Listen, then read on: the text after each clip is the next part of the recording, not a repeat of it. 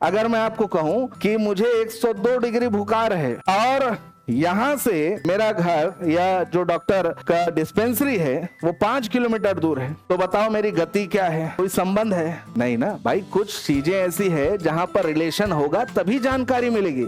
किसी व्यक्ति की विश्वसनीयता स्वयं किस पर टिकी है? मतलब आपने कुछ दायरे, कुछ बेंचमार्क निर्धारित किए कि हाँ भाई गुरुजी अगर कह रहे हैं तो गुरुजी हमारे भले के लिए ही कह रहे हैं, उसकी बातों को हम मानेंगे तो हमारा जीवन बेहतर हो जाएगा। या हमारा मित्र है, वो हमारे साथ हमेशा खड़ा रहेगा। भाई एक बेस्ट फ्रेंड कैसे बनाते हैं? इन्हीं आधारों पर तो, कि वो हमारा साथ देगा, सही सलाह मशवरा है ना हम उसके साथ कर सकेंगे। अब पता चल रहा है जब झगड़ा हुआ तो सबसे पहले आपका बेस्ट फ्रेंड भागा। जिस गुरुजी का बात मान के आप चूर्ण और सब घोल बनाकर पी रहे हैं जिससे वेट लॉस हो जाए, स्किन का कलर ग्लो हो जाए, पता चला 20 दिन अस्पताल में एडमिट हो गए। चार्वाक अपने ज्ञान मीमांसा में प्रत्यक्ष को ही एकमात्र प्रमाण सिद्ध करने के लिए अन्य प्रमाणों का क्या करते हैं? खंडन। जबकि बाकी जो फिलोसॉफिकल स्कूल्स है ना, वो इन्हें स्वीकारते हैं। जैसे अगर हम बात करें बौद्ध दर्शन की, तो बौद्ध दर्शन में प्रत्यक्ष के साथ साथ अनुमान को भी स्वीकारा गया है। जैन दर्शन में प्रत्यक्ष और अनुमान के साथ साथ शब्द को भी स्वीकारा गया है। ठीक है, किसी ने चारों को प्रमाण के रूप में स्वीकारा है, समझे बात।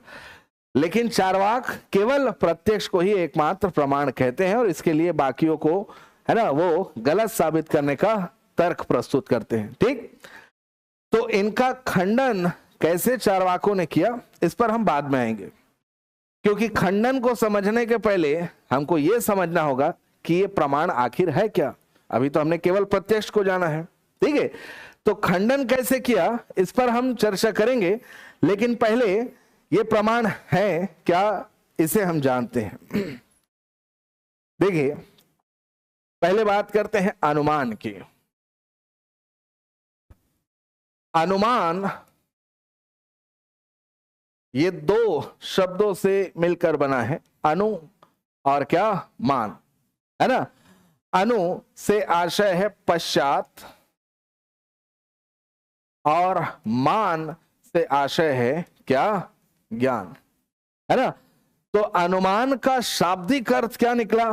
पश्चात ज्ञान, ठीक, या नॉलेज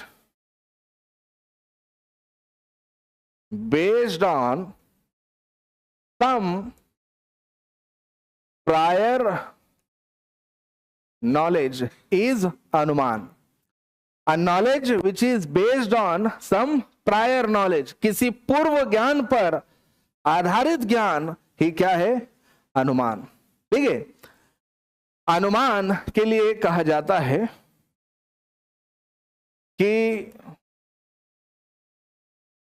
दृष्ट हेतु से अदृष्ट साध्य की सिद्धि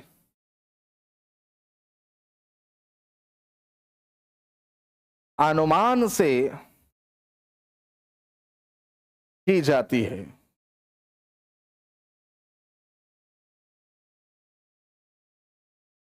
ठीक है, दृष्ट हेतु है ना से अदृष्ट साध्य की सिद्धि किससे की जाती है? अनुमान से। ठीक है, यहां पर हेतु और साध्य है ना, हेतु और दूसरा क्या? साध्य, है ना, इसे समझना आवश्यक है। हेतु वह है जो दृष्ट है, मीन्स हेतु is something which is visible, जिसे आप देख सकते हैं, इसलिए लिखा है क्या? दृष्ट हेतु से अदृष्ट साध्य, मतलब साध्य वो है जो हमें दिख नहीं रहा है, समझे। तो दृष्ट हेतु से अदृष्ट साध्य की जो जानकारी या ज्ञान हमें प्रदान करे वो है प्रमाण क्या? अनुमान। ठीक है, तो अनुमान प्रमाण के लिए है ना एक उदाहरण यहां दिया जाता है।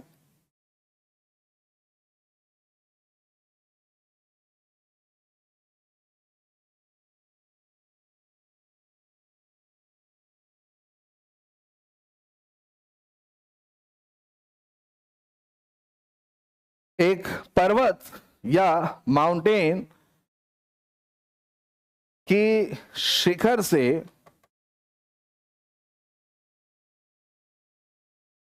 धुआं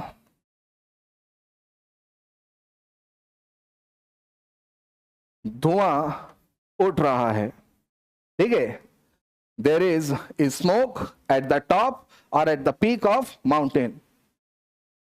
और इस पर्वत से कहीं दूर खड़ा व्यक्ति वो इस धुएं को देख रहा है, ठीक, कई किलोमीटर दूर खड़ा है और कई किलोमीटर दूर से वो इस धुएं को क्या कर रहा है, देख रहा है, ठीक है।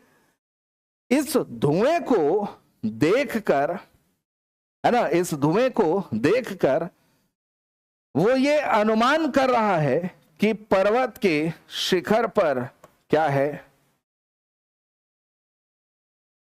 पर्वत के शिखर पर क्या है, आग। अब देखिए यहां पर, यहां दृष्ट क्या है, which is visible thing here, it is the smoke, है ना, धुआं ये दिख रहा है, ये दृष्ट है। तो धुआं यहां पर बन गया क्या, हेतु, ठीक है। स्मोक इज हेतु because it is visible and by the help of हेतु we are acquiring the knowledge of fire, है ना। हेतु, दृष्ट हेतु से अदृष्ट, उसने आग को नहीं देखा लेकिन धुएं को देखकर उसे पता चल गया कि पर्वत के शिखर पर क्या है ना।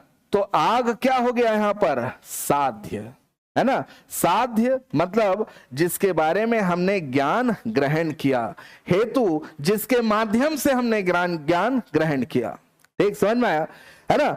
तो दृष्ट हेतु से अदृष्ट साध्य की सिद्धि किससे की जाती है, अनुमान से, है ना। But there is a condition, क्या, ये जो हेतु और साध्य है, इस हेतु और साध्य के बीच में, है ना, एक अनिवार्य और सार्वभौम संबंध होता है। उस अनिवार्य और सार्वभौम संबंध को हम कहते हैं क्या, व्याप्ति, ठीक है। क्या कहते हैं, व्याप्ति, है ना। Means there is a essential and universal relation between हेतु एंड साध्य। This essential and universal relation is called व्याप्ति, है ना। व्याप्ति हेतु और साध्य के बीच के संबंध को दर्शाता है ना। और ये तभी लागू होगा, हेतु और साध्य से हमें किसी विषय वस्तु की जानकारी तभी, है ना, प्राप्त होगी जब उनके बीच ये अनिवार्य और सार्वभौम संबंध हो, जिसको कहा जाता है क्या, व्याप्ति। जैसे धुएं और आग के बीच में, है ना, एक अनिवार्य संबंध है, there is a essential relation between fire and smoke, है ना। क्या मैं धुएं को देखकर यह कह सकता हूं क्या कि पर्वत के शिखर पर बारिश हो रही है ना, क्योंकि पानी और धुएं का कोई मेल नहीं है, समझे बात। अगर मैं आपको कहूं कि मुझे 102 डिग्री बुखार है, मुझे 102 डिग्री क्या है, बुखार, और यहां से, है ना, मेरा घर या जो डॉक्टर का डिस्पेंसरी है वो 5 किलोमीटर दूर है, तो बताओ मेरी गति क्या है, स्पीड, कोई संबंध है नहीं ना भाई। कुछ चीजें ऐसी है जहां पर रिलेशन होगा तभी जानकारी मिलेगी, है ना। अगर डिस्टेंस मालूम है तो स्पीड ज्ञात करना है ना। तो हमें और क्या एक चीज होना चाहिए, टाइम, है ना। टाइम, स्पीड, डिस्टेंस, ठीक, ये तीनों एक दूसरे से रिलेटेड है ना। तो जब हेतु और साध्य के बीच में ये व्याप्ति होगा तभी इससे हमें अनुमान से प्राप्त ज्ञान, है ना, या ये कहिए कि इसी से अनुमान लागू होगा, अन्यथा अनुमान वहां पर लागू नहीं हो सकता, ठीक, समझ में आया। तो अनुमान प्रमाण क्या है ना। अनुमान प्रमाण, है ना, अगर इसके शाब्दिक अर्थ पर जाएं तो अनुमान मतलब किसी पूर्व ज्ञान पर आधारित ज्ञान, है ना, किसी पूर्व ज्ञान पर आधारित ज्ञान, ठीक। और अनुमान कैसे काम करता है? तो दृष्ट हेतु से अदृष्ट साध्य की सिद्धि अनुमान से की जाती है, और हेतु और साध्य के बीच में क्या होना आवश्यक है? व्याप्ति। एक समझ में आया? अनुमान के बाद अब आते हैं शब्द प्रमाण की ओर। ठीक है, शब्द प्रमाण। तो शब्द प्रमाण क्या है? शब्द प्रमाण है ना, ये दो प्रकार के होते हैं। एक को कहा जाता है लौकिक, ठीक है, लौकिक शब्द प्रमाण,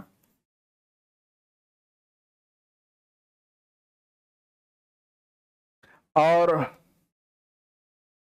दूसरा वैदिक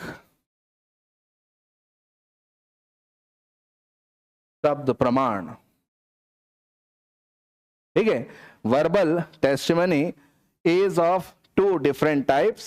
ठीक, वन इज लौकिक एंड अनदर इज वैदिक। लौकिक शब्द प्रमाण क्या होता है कि जब आप किसी विश्वसनीय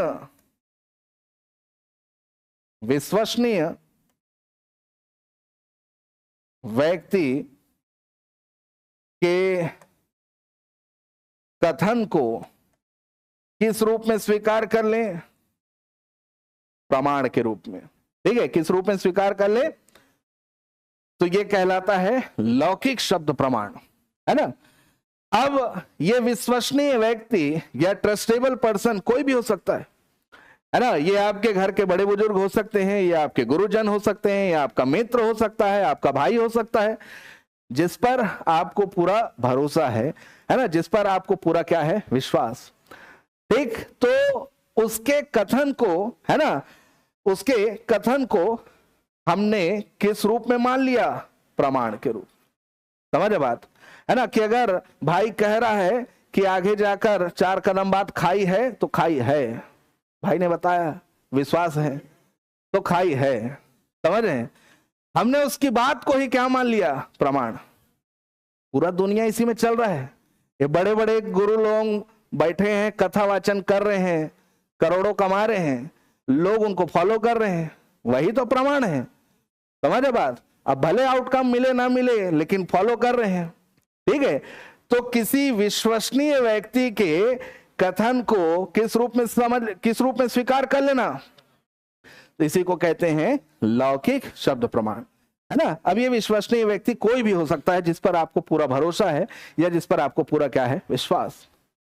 वहीं वैदिक शब्द प्रमाण क्या है?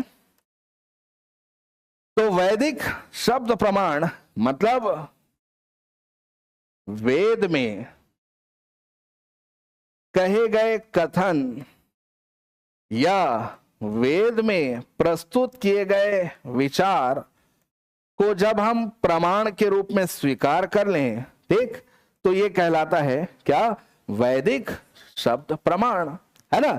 वैदिक शब्द प्रमाण मतलब जब वेदों में जिन चीजों की जानकारी दी गई है ना, उसे आप प्रमाण के रूप में स्वीकार कर लें, ठीक, तो वो हो गया क्या? वैदिक शब्द प्रमाण। मतलब अगर वो चीज, अगर उस विषय वस्तु के बारे में वेदों में टिप्पणी की गई है, तो आपने उसको स्वीकार कर लिया, ठीक, वो हो गया क्या? वैदिक शब्द प्रमाण।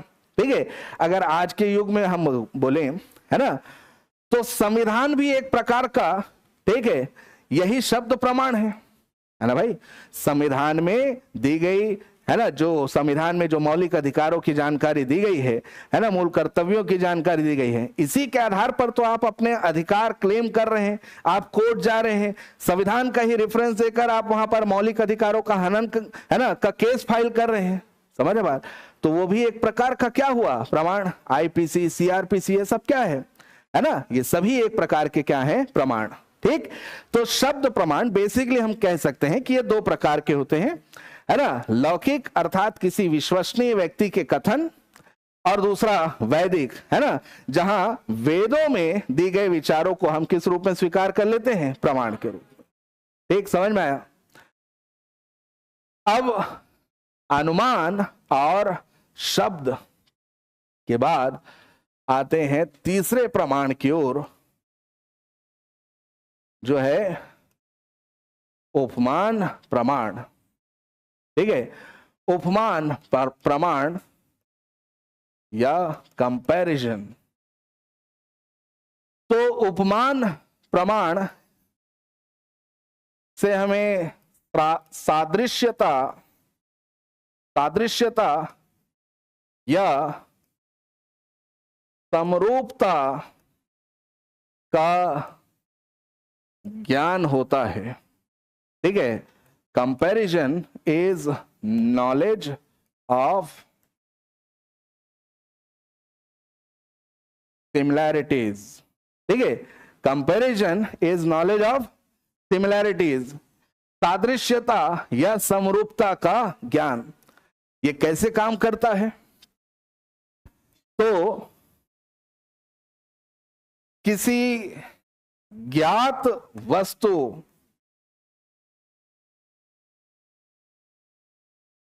की समरूपता के आधार पर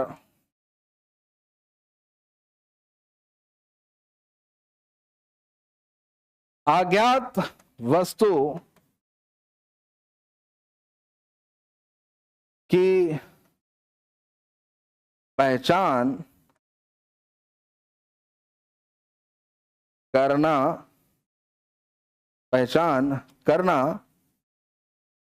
ही उपमान है। ठीक है, किसी ज्ञात वस्तु, ठीक है, ज्ञात वस्तु की समरूपता के आधार पर अज्ञात वस्तु की पहचान कर लेना या अज्ञात वस्तु की जानकारी हासिल कर लेना, वही है क्या? कंपैरिजन या समरूपता। ठीक है, तो है ना, comparison is acquiring the knowledge of unknown objects by the similarities with unknown object. है ना, जैसे आपने कहीं पढ़ा, ठीक, या आपने, है ना, आपको किसी ने यह बताया कि नील गाय, है ना, की आकृति गाय के समान होती है। या वन भैंसा की बात कर ले, जो हमारे राजकीय पशु है ना, उसकी आकृति भैंस के ही समान होती है, थोड़ा सा उसका आकार बड़ा होता है, उसके सींग बड़े होते हैं, लेकिन मूलतः वो भैंस के समरूप ही दिखता है। समझे बात? आपने कभी वन भैंसा नहीं देखा, ठीक, लेकिन आपको यह जानकारी है, आपने पढ़ा है। जब आप बस्तर गए और बस्तरों के जंगलों में आप घूम रहे हैं और अचानक आपके सामने, है ना, उसी भैंसे की आकृति के समान एक जानवर सामने आता है, इमीडिएटली आप रिकॉल करते हैं कि ये क्या है। समझे बात? तो एक ज्ञात वस्तु की, है ना, जानकारी से दूसरे ज्ञात वस्तु के बारे में, है ना, जानकारी हासिल करना, उसे पहचानना या उसका ज्ञान प्राप्त करना, इसी को कहते हैं क्या? उपमान। ठीक, समझ में आया? है ना, तो एक, है ना, हमने पढ़ा अनुमान, है ना, जिससे, है ना, क्या है अनुमान? दृष्ट हेतु से अदृष्ट साध्य की क्या होती है? सिद्धि। ठीक, और हेतु और साध्य के बीच में क्या होता है? व्याप्ति संबंध। ठीक है, उसको हम कहते हैं अनुमान। फिर एक हमने पढ़ा क्या? शब्द, और एक हमने पढ़ा क्या? उपमान। क्लियर है सभी को? आगे बढ़े, चले। अब चारवाकों का तर्क सुनते हैं कि कैसे चारवाकों ने इसका क्या किया? खंडन। ठीक है,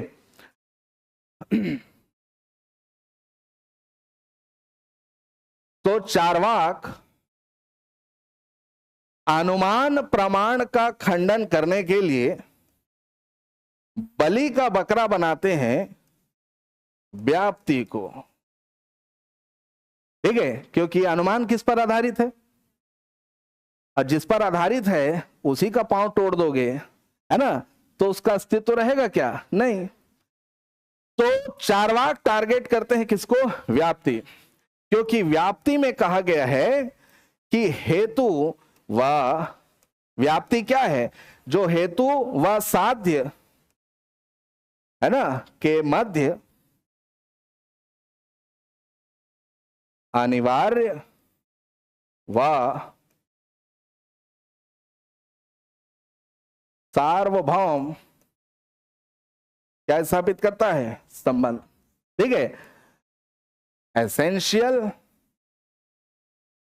एंड यूनिवर्सल रिलेशन बिटवीन हेतु एंड साध्य। ठीक है, चार्वाक ये कहते हैं कि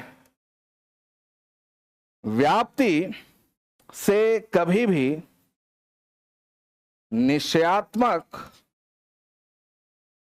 व असंदिग्ध ज्ञान की प्राप्ति नहीं हो सकती।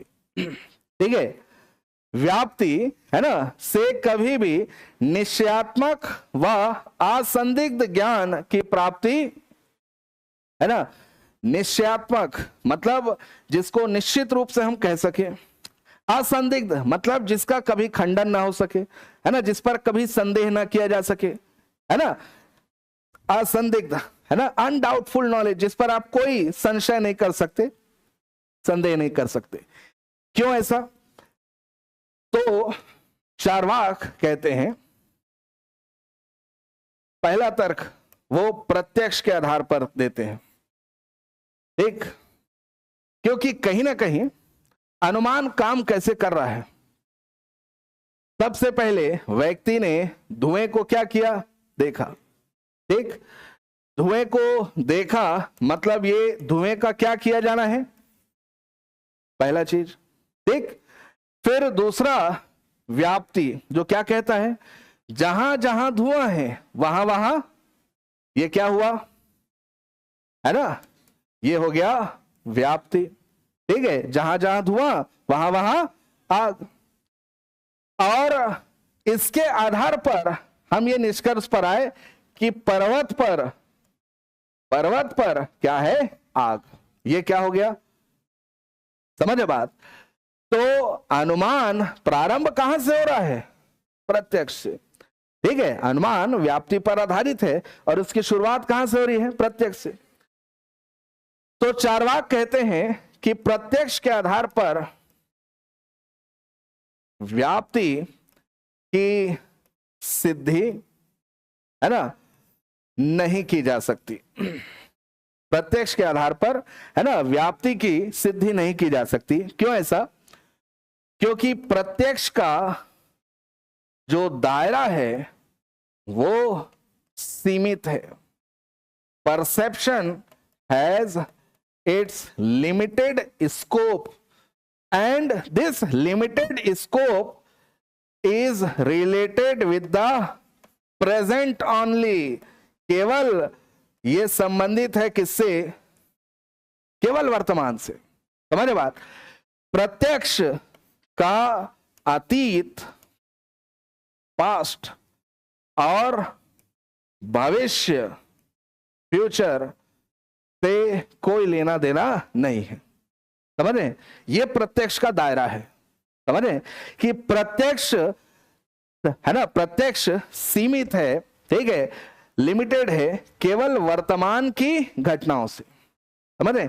केवल वर्तमान की घटनाओं से। ठीक, किसी एक घटना को देखकर हम ये कह सकते हैं कि इससे दूसरी घटना घटित होगी, लेकिन ये केवल किसके लिए कह सकते हैं?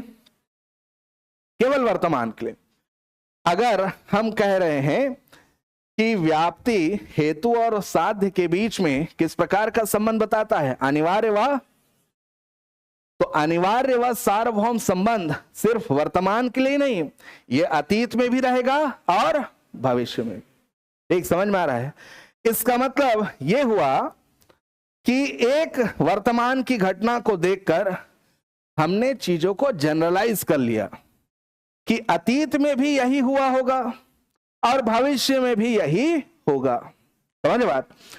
और यहीं पर, है ना, चार्वाक कहते हैं कि यहीं पर व्याप्ति का हम खंडन करते हैं, क्योंकि व्याप्ति से हम ये नहीं कह सकते, है ना, कि व्याप्ति अतीत और भविष्य पर भी लागू हो। किसी एक घटना को देखकर हम ये नहीं कह सकते कि इससे घटित होने वाली दूसरी घटना अतीत में भी घटित हुई होगी और भविष्य में भी घटित होगी। उदाहरण, अभी बरसात का मौसम है ना, हालांकि अभी कुछ दिन से नहीं है लेकिन आएगा। और ऐसा कितने बार हुआ है कि हमने देखा कि बहुत, है ना, घंघोर काली घटा छाई है, पूरी तैयारी के साथ हम निकले, है ना, पिकनिक मनाने के लिए, मस्त पानी आने गिरेगा, छाता रेनकोट सारा इंतजाम है, खाना पीना बड़ा बड़ा भलिया मस्त तल लिए हैं, और गए और कुछ देर बाद आसमान साफ हो गया, है ना। अब व्याप्ति तो ये कहता है कि काले बादल और बारिश के बीच, है ना, अनिवार्य और सार्वभौम संबंध है। ठीक है, काले बादल क्या हो गए, हेतु, है ना। अगर दूर से आप देख रहे हैं काले बादल छाए हैं तो काला बादल क्या हो गया आपके लिए, और उससे होने वाली बारिश जिसका आप क्या कर रहे हैं, अनुमान, वो क्या हो गया, साध्य। तो हेतु और साध्य के बीच ये अनिवार्य संबंध तो हमेशा होना चाहिए, लेकिन, है ना, हर समय ये हो या विशेष तौर पर अतीत और भविष्य में भी ये हो, ऐसा कहना संभव नहीं है। समझे बात। तो प्रत्यक्ष के आधार पर व्याप्ति की सिद्धि नहीं की जा सकती। अगर, है ना, आग में से धुआं हमेशा निकलता, ठीक है, तो जिस गैस चूल्हे पर आप खाना पका रहे हैं वहां भी धुआं होता, हाँ कि ना, है ना। जिस कैंडल से हम रूम को प्रकाशित कर रहे हैं धुआं वहां भी होता, लेकिन ऐसा नहीं है क्या, है ना। केमिस्ट्री लैब में दो केमिकल्स को हमने मिलाया, धुआं निकला, लेकिन आग तो नहीं है। समझ रहे हैं। अगर आग और धुएं के बीच, है ना, हम अनिवार्य संबंध की बात कर रहे हैं तो अनिवार्य और सार्वभौम तभी कहेंगे जब वो तीनों बॉक्सेस को टिक करेगा, अतीत, ठीक है, वर्तमान और क्या, भविष्य। ठीक, समझ में आया। तो हमने एक वर्तमान की घटना को देखकर चीजों को क्या कर लिया, जनरलाइज, समझ रहे। इससे एक दोष उत्पन्न हुआ जिसको चार्वाक कहते हैं अवैध सामान्यीकरण का दोष। ठीक है, that is fallacy of illicit generalisation. ठीक, समझ में आया, है ना। इसे हम कहते हैं अवैध सामान्यीकरण का दोष, क्योंकि आपने वर्तमान की एक घटना को देखकर यह मान लिया कि यह अतीत और भविष्य दोनों में घटित हुई होगी। ठीक, चार्वाक ये भी कहते हैं कि व्याप्ति की सिद्धि स्वयं अनुमान से भी नहीं की जा सकती। ठीक है, व्याप्ति की सिद्धि स्वयं किससे नहीं की जा सकती, है ना, प्रत्यक्ष से तो नहीं की जा सकती, वो सिद्ध कर दिए, अनुमान से भी नहीं की जा सकती। क्योंकि यदि अनुमान से, है ना, व्याप्ति की सिद्धि करेंगे तो इससे भी दोष उत्पन्न होगा, है ना। देखिए, आप कह रहे हैं कि अनुमान आधारित होता है, किस पर आधारित होता है, और जब मैंने आपको कहा कि इस व्याप्ति को सिद्ध कीजिए तो आपने फिर किसका सहारा ले लिया, समझे बात। तो चीजें तो घूम फिर कर वही हो गई। ठीक, इसे कहा जाता है चक्रक दोष। क्या कहा जाता है ना, that is fallacy of arguing in a circle. ठीक है, fallacy of arguing in a circle, है ना। अनुमान जब स्वयं व्याप्ति पर आधारित है तो आप इस व्याप्ति की सिद्धि उसी अनुमान से कैसे कर दिए, इससे तो चीजें वहीं घूम फिर कर, है ना, वहीं रुक गई। इसको कहते हैं चक्रक दोष। ठीक, अब आप कहेंगे कि चलिए ठीक है, हम व्याप्ति की सिद्धि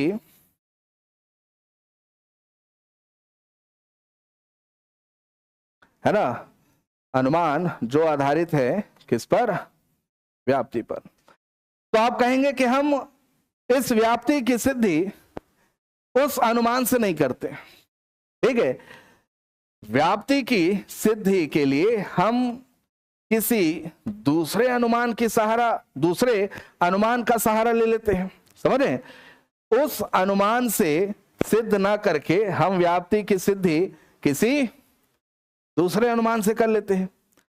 तो ये जो आपका दूसरा अनुमान है ये खुद भी तो एक व्याप्ति पर आधारित होगा, हाँ कि ना, ये खुद भी एक व्याप्ति पर आधारित होगा। अब इस व्याप्ति को सिद्ध करने के लिए आपको तीसरे अनुमान की आवश्यकता पड़ेगी, समझे बात, आपको तीसरे अनुमान की आवश्यकता पड़ेगी, वो भी किसी न किसी व्याप्ति पर आधारित होगा, हाँ कि ना। तो ये तो एक इनफाइनाइट चलने वाली प्रक्रिया हो जाएगी, इसका तो कभी अंत ही नहीं है ना। एक को सिद्ध करने के लिए आपने दूसरे अनुमान का सहारा लिया, वो खुद सहारे में बैठा है बेचारा, और उसको सिद्ध करने के लिए तीसरा का सहारा ले रहे हो, तो ये तो ऐसी इनफाइनाइट चलने वाली क्या हो जाएगी प्रक्रिया, ठीक है। इस दोष को कहा जाता है, इस दोष को कहा जाता है अनावस्था, अनावस्था का दोष, ठीक है। fallacy of infinite regress, ठीक है। तो यह तय हो गया कि हम अनुमान को प्रमाण के रूप में स्वीकार नहीं कर सकते, ठीक, समझ में आया है ना। तो चार्वाक ने अनुमान प्रमाण का खंडन के लिए माध्यम किसको बनाया, व्याप्ति को, है ना। और पहले व्याप्ति का खंडन प्रत्यक्ष के आधार पर किया, ठीक, और दूसरे क्रम में व्याप्ति का खंडन अनुमान के आधार पर, ठीक, क्लियर है। तो व्याप्ति का खंडन करते हुए चार्वाक ये तर्क देते हैं कि अनुमान को प्रमाण के रूप में स्वीकार नहीं किया जा सकता, ठीक, समझ में आया। अब आते हैं शब्द प्रमाण की ओर, ठीक है।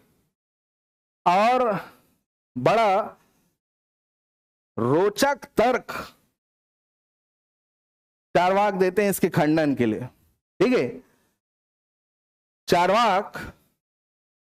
चार्वाक शब्द प्रमाण का खंडन करते हैं, इसका, है ना, शब्द। तो पहले ये खंडन कर रहे किसका, लौकिक, ठीक है। लौकिक शब्द प्रमाण ये कह रहे हैं कि लौकिक शब्द को, है ना, प्रमाण के रूप में हम स्वीकार नहीं कर सकते, ठीक। क्यों नहीं कर सकते, क्योंकि ये निर्भर करता है किस पर, किसी विश्वसनीय व्यक्ति पर, है ना, यही तो है, किसी विश्वसनीय व्यक्ति के द्वारा कहे गए कथन को हमने किस रूप में स्वीकार लिया। अब ये विश्वसनीय व्यक्ति की जो विश्वसनीयता है, एक, ये विश्वसनीयता स्वयं एक प्रकार का क्या है, समझ बात।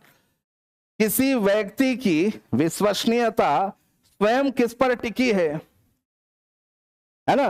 मतलब आपने कुछ दायरे, कुछ बेंचमार्क निर्धारित किए कि हाँ भाई गुरुजी अगर कह रहे हैं, है ना, तो गुरुजी हमारे भले के लिए ही कह रहे हैं, ठीक, इससे हमारा भला होगा, है ना, उसकी बातों को हम मानेंगे तो हमारा जीवन बेहतर हो जाएगा, या हमारा मित्र है, ठीक है, वो हमारे साथ हमेशा खड़ा रहेगा। भाई एक बेस्ट फ्रेंड कैसे बनाते हैं, इन्हीं आधारों पर तो, कि वो हमारा साथ देगा, सही सलाह मशवरा, है ना, हम उसके साथ कर सकेंगे, ठीक।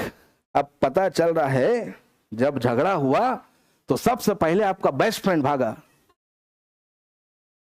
छोड़ के, जिस गुरु जी का बात मान के, है ना, आप चूर्ण और सब घोल बनाकर पी रहे हैं जिससे वेट लॉस हो जाए, स्किन का कलर ग्लो हो जाए, पता चला 20 दिन अस्पताल में एडमिट हो गए। तो ये विश्वसनीयता किस पर टिकी है? अनुमान पर। और अनुमान खुद भी जब प्रमाण नहीं है तो हम शब्द को प्रमाण, लौकिक शब्द को प्रमाण के रूप में स्वीकार नहीं कर सकते। ठीक है, अब आते हैं दूसरे पर।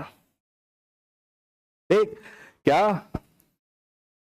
अब वेदों के साथ तो पर्सनल खुन्नस है इनका, चार्वाकों का पर्सनल खुन्नस है। ध्यान रखना, महावीर स्वामी, गौतम बुद्ध, है ना, इन्होंने भी वेदों को प्रमाण के रूप में नहीं स्वीकारा, but they never denied the वैदिक नॉलेज। उन्होंने वैदिक ज्ञान पर प्रश्न नहीं किया। ठीक है, जो वैदिक ज्ञान में जो कर्मकांड हावी हुआ उस कर्मकांड पर उन्होंने सवाल उठाया, लेकिन कभी भी वैदिक नॉलेज पर या वैदिक ज्ञान पर उन्होंने प्रश्न नहीं किया। ठीक है, केवल चार्वाक हैं, है ना, जो वेदों की कड़ी निंदा करते हैं। समझे, वेदों की क्या करते हैं? ठीक, ये कहते हैं कि वेद में अति इंद्रिय सत्ताओं का वर्णन है। ठीक है, वेद में क्या है?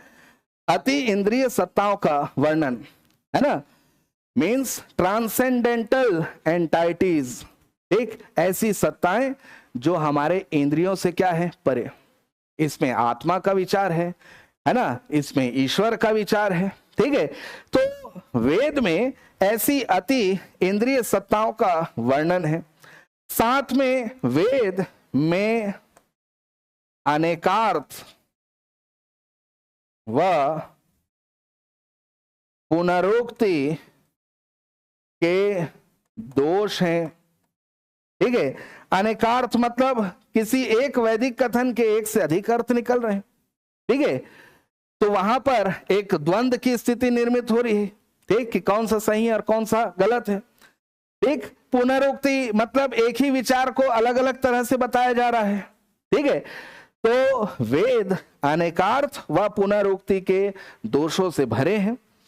वेद में अति इंद्रिय सत्ताओं का वर्णन किया गया है और वे यहां तक कहते हैं कि समाज के किसी वर्ग विशेष के द्वारा वेदों की रचना की गई है और वेदों की रचना समाज के उस वर्ग विशेष के द्वारा अपने जीविकोपार्जन को सुनिश्चित करने के लिए की गई है। समझ रहे हैं? To ensure their own livelihood they have created the scriptures called Veda. है ना, एक क्लास है, एक समाज का एक वर्ग है जिन्होंने अपने अस्तित्व को बनाए रखने के लिए, ठीक है, अपने आप के समाज में अपने प्रभुत्व को बनाए रखने के लिए, ठीक, अपनी आजीविका को सुनिश्चित करने के लिए रचना की है। किसकी रचना की है? समझ रहे हैं? तो इसीलिए वेद को प्रमाण के रूप में स्वीकार नहीं किया जा सकता। ठीक है ना, तो शब्द प्रमाण का भी चार्वाक क्या करते हैं? खंडन। ठीक, लौकिक शब्द प्रमाण जो विश्वसनीय व्यक्ति पर आधारित होता है ना, और किसी पर विश्वास या उसकी विश्वसनीयता का आधार क्या होता है? जो स्वयं ही एक प्रमाण नहीं है। ठीक, और साथ ही वेद, तो वेद पर वो कड़ी टिप्पणी करते हैं और कहते हैं कि वेद को प्रमाण के रूप में स्वीकार नहीं किया जा सकता। ठीक, क्लियर हुआ? अब आते हैं तीसरे प्रमाण की ओर, जो है क्या? उपमान। उपमान कहता है कि उपमान सादृश्यता या समरूपता का ज्ञान है। ठीक है, तो सादृश्यता या समरूपता का ज्ञान मतलब किसी एक ज्ञात वस्तु की समरूपता के आधार पर अज्ञात वस्तु की पहचान करना। ठीक है, अब देखिए कि जिस समरूपता की आप या सादृश्यता की आप बात कर रहे हैं, चार्वाक कहते हैं कि ये समरूपता या सादृश्यता ठीक है, निर्भर करता है, किस पर निर्भर करता है ना, किस पर निर्भर करता है? प्रत्यक्ष पर। आपने, है ना, आपने जंगल में एक भैंसे के आकार से समरूप, उसके सादृश्य एक जानवर देखा, तो कहीं ना कहीं आपने वन भैंसे का क्या किया? प्रत्यक्ष, है ना, आपने प्रत्यक्ष का ही तो सहारा लिया। ठीक, तो चार्वाक कहते हैं कि उपमान को, है ना, प्रत्यक्ष से भिन्न स्वतंत्र प्रमाण के रूप में हम स्वीकार नहीं कर सकते। उपमान स्वयं एक प्रकार का क्या है? प्रत्यक्ष। पूरी तरह से निर्भर है, किस पर निर्भर है? प्रत्यक्ष पर। समझ रहे? तो चार्वाक सबसे पहले अनुमान प्रमाण का खंडन करते हैं। ठीक है, अनुमान प्रमाण का खंडन करते हैं, उसके बाद शब्द प्रमाण का खंडन करते हैं, और फिर खंडन करते हैं किसका? एक। और इन तीनों के खंडन करने पर ये कहते हैं क्या? प्रत्यक्ष मेव प्रमाणम, अर्थात प्रत्यक्ष ही एकमात्र प्रमाण है। ठीक, समझ में आया, है ना? तो ये है चार्वाक की पूरी क्या? ज्ञान मीमांसा, है ना। कल जो आपने नोट्स बनाए हैं, ठीक, वो केवल एक ही भाग से संबंधित है, और वो भाग है क्या? प्रत्यक्ष। ठीक है, जहां पर उन्होंने प्रत्यक्ष की व्याख्या की है। ठीक, लेकिन इसका दूसरा भाग भी आपको, है ना, लिखना होगा, और वो है क्या? खंडन। ठीक है, एक क्वेश्चन लिखेगा,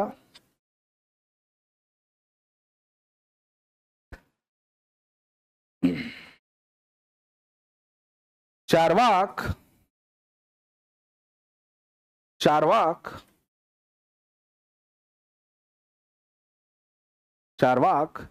की ज्ञान मीमांसा, चार्वाक की ज्ञान मीमांसा की व्याख्या करें,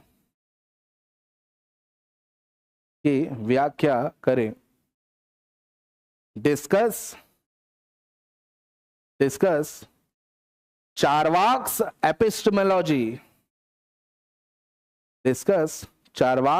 एपिस्टेमोलॉजी, और थ्योरी ऑफ नॉलेज। ठीक है, अब देखिए, अब पूरे के पूरे ज्ञान मीमांसा पर प्रश्न आ रहा है, तो पूरा चांस है कि ये 100 शब्दों में पूछेगा, या फिर सीधा कितने शब्दों में? 175। समझे? हो सकता है कि 15 नंबर में प्रश्न आपको कर दे पूरे के पूरे ज्ञान मीमांसा पर, या हो सकता है ना, कि 8 नंबर में प्रश्न कर दे 100 शब्दों में। ठीक है, अब देखिए, लिखना दोनों भाग है, भावात्मक पक्ष भी लिखना है और खंडनात्मक पक्ष। ठीक है, तभी आपका आंसर जो है वो पूरा माना जाएगा। ठीक, केवल प्रत्यक्ष को लिख के आ जाओगे तो पूरा नहीं मानेंगे। ठीक है, दोनों पार्ट को लिखना है 100 शब्दों में, है ना। 100 और 175 शब्द का एक फॉर्मेट है जो मैं आपको बता देता हूं यहीं, कि जब हम 100 शब्दों पर लिखें, तो एक चीज हमेशा ध्यान रखना कि परिचय दीजिए, लेकिन ये 1 लाइनर होना चाहिए। समझे बात? निष्कर्ष भी दीजिए, लेकिन निष्कर्ष भी, है ना, आपका 1 लाइनर ही हो। एक क्या होता है कि हमने 20-30 शब्द का अच्छा खासा एक पैराग्राफ बना के परिचय दे दिया। परिचय मतलब उस विषय का हम इंट्रोडक्शन कर रहे हैं। ठीक है, हम बता रहे हैं कि भाई चार्वाक भारतीय दार्शनिक, है ना, संप्रदायों में एकमात्र जड़वादी या भौतिकतावादी दर्शन है। ठीक है, इसका अपना कोई विशिष्ट ग्रंथ नहीं है, इससे संबंधित ग्रंथ का नाम ये है वो है। पूछा क्या आपसे? नहीं पूछा है, जबरदस्ती आपने वो पूरा स्पेस को वेस्ट किया। समझे? एक लाइन में लिख दीजिए कि चार्वाक है ना भारतीय दार्शनिक संप्रदायों में जड़वादी दर्शन है। ठीक है, इसकी ज्ञान मीमांसा प्राथमिक है, ज्ञान मीमांसा से ही दर्शन शुरू होता है, ये आपने बता दिया, एक लाइन में बात खत्म। समझ रहे? तो कभी भी 100 शब्दों में लिखें, है ना, तो कोशिश कीजिए कि परिचय आपका क्या रहे, वन लाइनर। अगर नहीं भी आ रहा है समझ में तो सीधा टू द पॉइंट लिख सकते हो, नंबर नहीं कटेगा। समझ रहे? आप सीधा चार्वाक की ज्ञान मीमांसा से ही स्टार्ट कर सकते हो। अगर वन लाइनर कुछ लिख दिए तो अच्छी बात है, थोड़ा ऐड ऑन हो जाएगा नंबर, नहीं भी लिखोगे तो कोई ऐसा नंबर कटेगा नहीं आपका। ठीक है, और वैसे ही वन लाइनर कुछ निष्कर्ष सोचिए, जो भी उसका सार को बताए। निष्कर्ष का मतलब क्या होता है? सार, जो आपने डिस्कशन किया है उसका सार। यही जब 175 वर्ड्स में हम लिखते हैं तो 175 वर्ड्स का अपना स्टैंडर्ड फॉर्मेट होता है। यहां पर आपको विषय का पूरा परिचय देना है, फिर इसका मुख्य भाग आता है, मेन बॉडी, और आखिर में आता है क्या? निष्कर्ष, कंक्लूजन। ठीक है, तो यहां भी ध्यान रखिएगा कि लॉन्ग आंसर है तो बहुत ज्यादा लंबा चौड़ा नहीं, वही 20 से अधिक क्या? 30 शब्द, है ना। इंट्रोडक्शन दीजिए लेकिन 20 से 30 शब्दों में। ठीक है, और यहां पर भी अधिक से अधिक कितना? 30 शब्द, है ना। हमेशा ये प्रयास कीजिए कि एक प्रभावशाली परिचय दिया जाए, क्योंकि सबसे पहला जो एग्जामिनर रीड करता है वो आपका पहला पैराग्राफ इंट्रोडक्शन ही आता है। अगर आपका इंट्रोडक्शन प्रभावशाली है, इंपैक्टफुल है ना, तो आपके अच्छे नंबर स्कोर करने के चांसेस बढ़ जाते हैं, है ना। और अगर ये एक प्रभावशाली नहीं है, ऐसे ही सीधे सीधे चीजों को लिख दिया गया है, या किसी ने मान लीजिए लिखा ही नहीं, सीधा टू द पॉइंट आंसर को स्टार्ट कर दिया, ठीक है, यहां पर नंबर क्या होगा? फिर कटेगा। वैसे ही निष्कर्ष, एक निष्कर्ष या कंक्लूजन भी आपका प्रभावशाली हो, ये हमेशा आप प्रयास कीजिए, है ना, कि कम शब्दों में जो भी डिस्कशन आपने किया है मुख्य भाग में, उसका एक सार हम प्रस्तुत कर पाए। ठीक, समझ में आ रहा है? तो हम 20 से 30 शब्द परिचय और 30 शब्द, है ना, किसके लिए निकाल लिए? निष्कर्ष। अब बचा हमारे पास कितना, है ना, करीब करीब 120 शब्द। कितना? 120। अब 120 शब्दों में आपको टॉपिक का मुख्य भाग बताना है। मुख्य भाग में क्या होगा? जो पूछा गया है उसी पर आपको डिटेल में विस्तार से, है ना, चर्चा करनी है। ठीक है, तो आपके पास यहां पर कितने शब्द बच जाते हैं? 120 शब्द। ठीक, अब इस 120 शब्दों में आपको चार्वाक के भावात्मक पक्ष को भी बताना है और खंडनात्मक पक्ष को भी बताना है। समझ बात, है ना। भावात्मक पक्ष को भी बताना है और किसको बताना है? खंडनात्मक पक्ष को। ठीक है, डिटेल में बताना है। ठीक, अब दोनों में अंतर कहां आ जाएगा? जब आप 100 शब्दों में लिखें, ठीक है, तो चार्वाक ने अनुमान, शब्द और उपमान के खंडन का जो तर्क दिया है, ठीक है, केवल वो तर्क को लिखे। ये बताने का प्रयास बिल्कुल मत कीजिए कि अनुमान क्या है, शब्द क्या है, उपमान क्या है, वो नहीं पूछा है आपसे। समझ रहे? आप सीधा उन तर्कों को बताइए जिन तर्कों के आधार पर इसका क्या किया गया है? खंडन। ठीक है, क्योंकि उससे ज्यादा, है ना, स्पेस आपके पास रहेगा नहीं। यहां पर थोड़ा सा स्पेस है ना, तो हम 2 लाइन अनुमान पर, 2 लाइन शब्द पर, 2 लाइन उपमान पर लिख सकते हैं। तो पहले हमने बता दिया कि अनुमान क्या है ना, शब्द क्या है, उपमान क्या है, और उसके बाद उसका खंडन, है ना। 2 लाइन में हमने अनुमान के बारे में लिख दिया कि दृष्ट हेतु से अदृष्ट साध्य की सिद्धि अनुमान के द्वारा की जाती है, जो व्याप्ति पर आधारित होता है। फिर उसका सीधा हमने क्या बताया? खंडन। समझे बात? तो 175 में जब आप लिख रहे हैं, है ना, तो थोड़ा सा 2 लाइन ही इस पर डिस्कस करते हुए इसका आपको खंडन लिखना है। ठीक, समझ में आया है ना।